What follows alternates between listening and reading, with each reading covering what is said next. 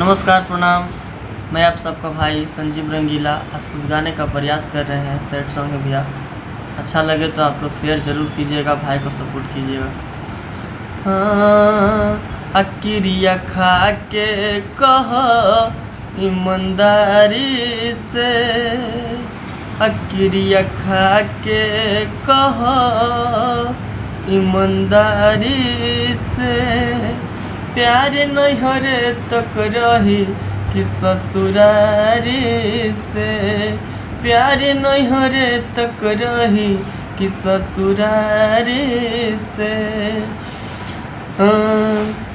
अगर न मिलते इस जीवन में लेके जन्म दोबारा, अगर न मिलते इस जीवन में लेके जन्म दोबारा, जन्म जन्म का साथ है तुम्हारा हमारा, हमारा तुम्हारा, जन्म जन्म का साथ है हमारा तुम्हारा, तुम्हारा हमारा।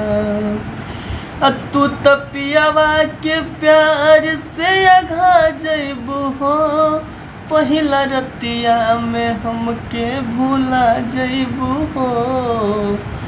तू तपियावा के प्यार से अघा जइबू हो, पहिला रतिया में हमके भूला जइबू हो। कैसे जियब ये जान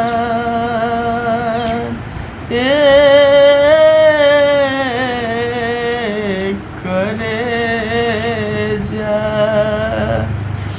कैसे जियब ये जान बेकरारी से, कैसे जियब ये जान बेकरारी से, प्यार नैहर तक रही कि ससुरारी से, प्यार नैहर तक रही कि ससुरारी से। अकिरिया खा के कह ईमानदारी से, किरिया खा के कह ईमानदारी से, प्यार नैहर तक रही कि ससुरारी से, प्यार नैहर तक रही कि ससुरारी से।